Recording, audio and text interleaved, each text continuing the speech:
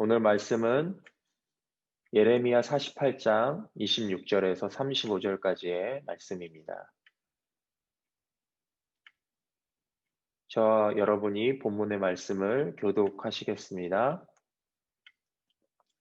모압을 술 취하게 하라. 이는 그가 여호와에 대해 교만해졌기 때문이다. 모압이 자기가 토한 곳에서 뒹굴 것이니 그가 조롱거리가 될 것이다. 이스라엘이 너희에게 조롱거리가 아니었느냐? 그가 도둑들 가운데서 잡히지 않았느냐?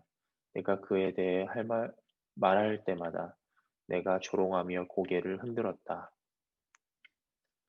모압에 사는 사람들아, 내 성읍을 버리고 바위 틈에서 살며 동굴 입구에 둥지를 트는 비둘기처럼 되라. 우리가 모압의 자만에 대해 들었다. 그의 교만함, 그의 거만함, 그의 자만, 그의 마음의 오만함에 대해 들었다. 그는 지나치게 민감하다. 여호와의 말이다. 내가 그의 거만함을 안다. 그것은 헛된 것이다. 그의 자랑은 아무것도 성취하지 못한다. 그러므로 내가 모압을 두고 울부짖을 것이다. 모압의 모든 사람들을 두고 소리칠 것이다. 내가 길 헤레스 사람들을 위해 애곡할 것이다. 신마의 포도나무야, 야새를 위해 우는 것보다 내가 너를 위해 울고 있다. 내 가지들이 바다를 넘어 지나가 야셀 바다까지 도달했으나 파괴자가 내 여름 열매와 내 포도송이 위에 떨어졌다. 기쁨과 즐거움이 과수원과 모압 땅에서 사라졌다. 내가 포도주 틀에서 포도주를 그치게 했으니 기쁨의 소리를 지르며 포도주 틀을 밟을 사람이 없을 것이다. 외치는 소리가 있더라도 기쁨의 소리가 아니다. 헤스본에 외치는 소리로부터 엘르알레까지 그리고 야하스까지 소알에서부터 호로나임을 지나 에글랏 셀리시아까지 그들의 외치는 소리가 일어났다. 이는 니므림 물까지도 말라 버렸기 때문이다. 함께 읽겠습니다. 여호와의 말이다. 모압 산당에서 제물을 바치며 자기 신들에게 분향하는 사람들을 내가 그치게 할 것이다. 아멘.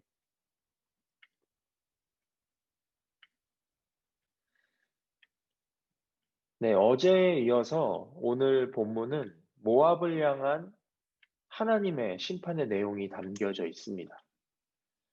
모압은 아브라함의 자손으로서 하나님의 특별한 호의를 받았던 땅이죠. 이스라엘이 출애굽하여 가나안 땅으로 입성할 당시 모압은 건드리지 말라고 하시면서 하나님께서 친히 보호하신 그런 땅입니다. 이들은 하나님의 보호를 받았기 때문에 한 번도 포로로 끌려간 적이 없었고 포도주 무역으로서 부를 축적했으며 그 덕에 막강한 군사력을 유지할 수 있었습니다. 그러나 그들은 하나님을 섬기지 않고 그모스 신을 섬기는 우상 숭배를 행했으며 이스라엘을 조롱했으며 자신의 부와 힘을 너무나 크게 의지한 나머지 스스로 하나님의 심판을 피하려고 했던 것입니다. 하나님은 이러한 모압의 교만함 때문에 그들을 심판하시기로 작정하셨습니다. 바벨론의 손에 그들을 붙이신 것입니다. 그러나 그들은 여전히 하나님 앞에 굴복하여 회개하며 나아갔던 것이 아니라 오히려 자기들의 힘을 의지하여 바벨론에 대항하려고 했습니다. 그러나 사람이 아무리 발버둥을 친다고 할지라도 하나님의 뜻을 거스를 수 없었던 것이죠. 그러므로 결국 모압은 심판을 받아 멸망하게 된 것입니다. 하나님께서 모압을 심판하신 결정적인 이유가 있습니다. 그것은 바로 그들의 교만함 때문입니다. 교만함이란 자신을 드러내고 자신을 자랑하는 것입니다. 스스로를 높게 여겨서 자기 자신을 의지하고 하나님을 의지하지 않는 태도가 바로 교만함입니다. 교만한 자는 하나님의 뜻을 이룰 수가 없습니다. 왜냐하면 교만한 자는 의도적이고 의도적으로 하나님의 뜻을 부인하고 자신의 뜻을 세우기 때문입니다. 자기의 경험, 자기 능력, 자기 생각, 자기의 것들을 지나치게 신뢰하고 따르기 때문에 결국 자기 자신을 의지하는 그 교만함으로 그들은 망하게 되는 것입니다. 본문 26절에 말씀하십니다. 모압을 술 취하게 하라. 이는 그가 여호와에 대해 교만해졌기 때문이다라고 말씀하십니다. 여기서 술 취하게 하라는 말씀은 이미 스스로에게 도취된 모압의 교만을 의미합니다. 그리고 이어서 말씀하십니다. 모압이 자기가 토한 것에서 뒹굴 것이니 그가 조롱거리가 될 것이다. 여러분, 술 취한 사람에게서 쉽게 찾아볼 수 있는 특징이 무엇일까요? 바로 토하는 것이죠.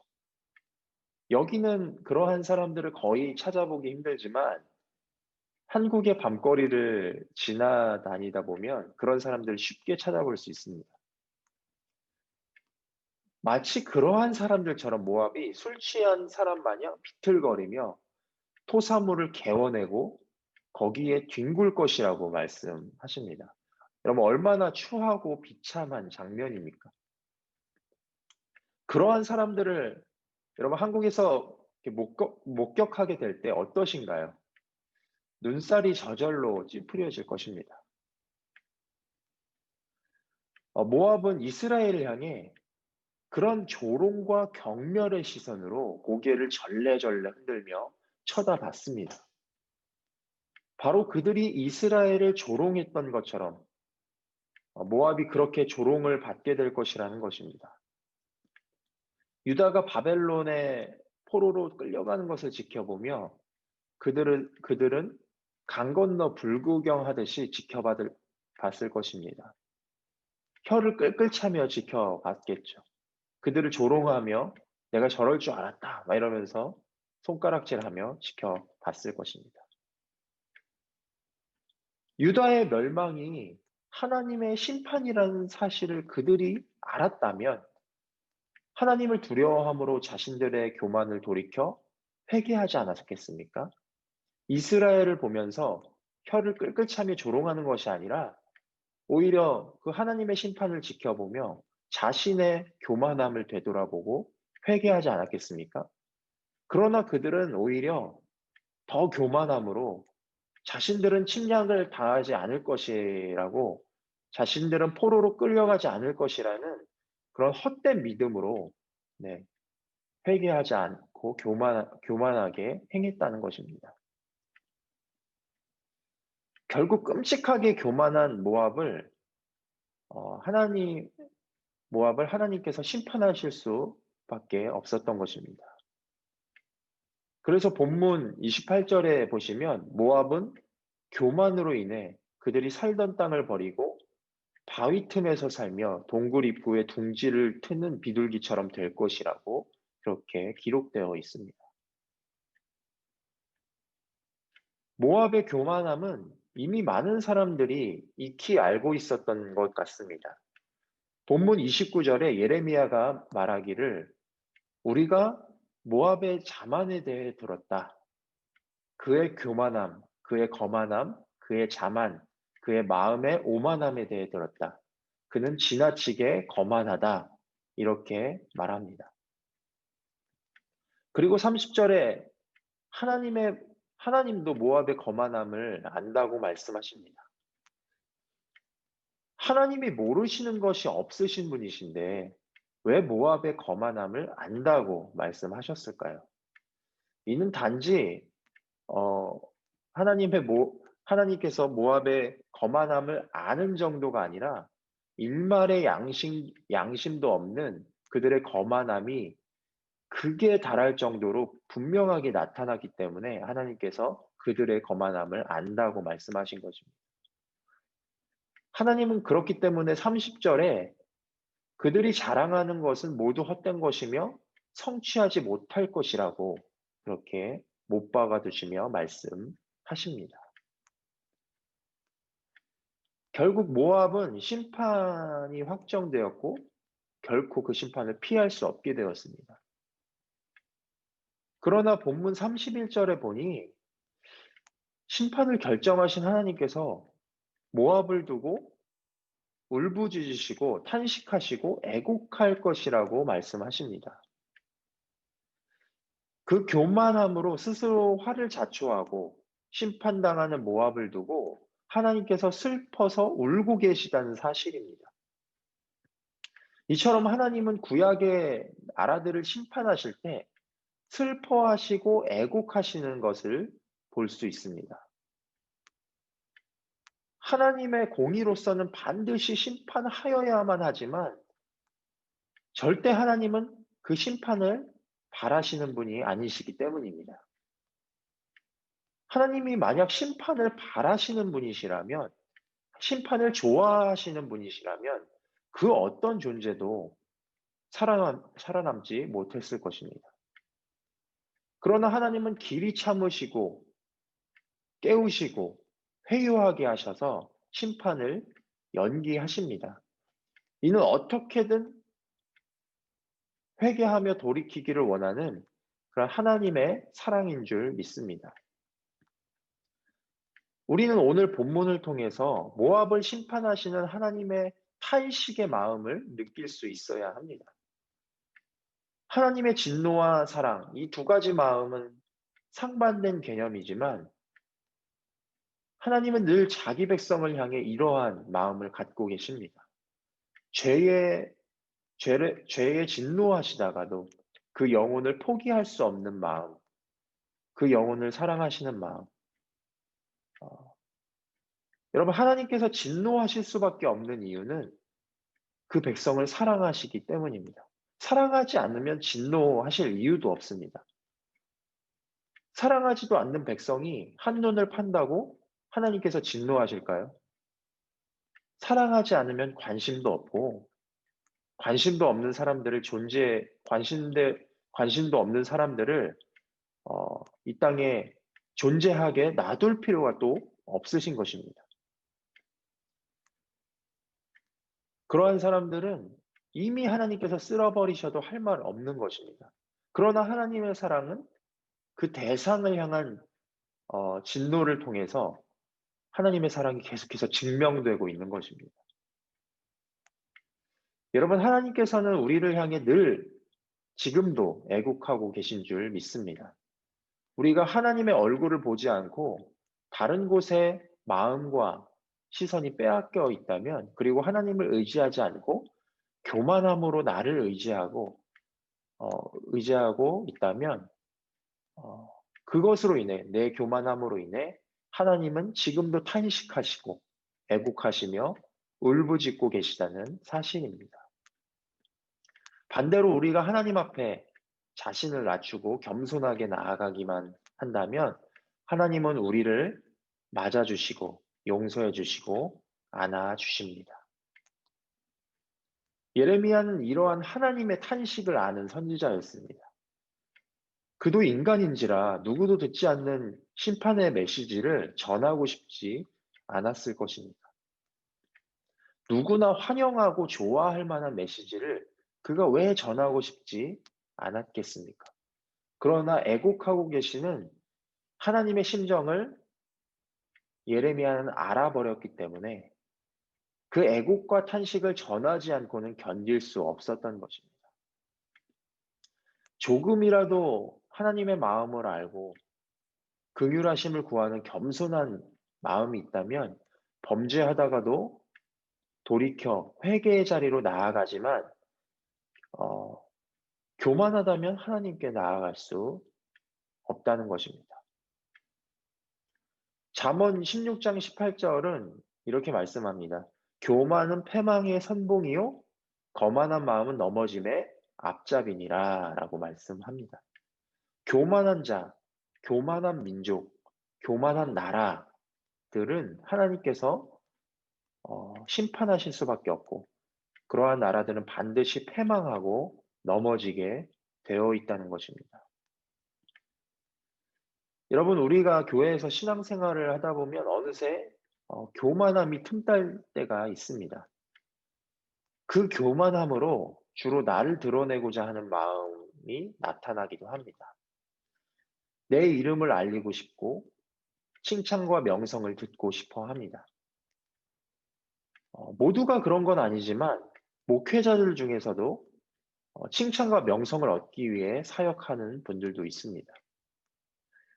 모압과 같은 마음입니다.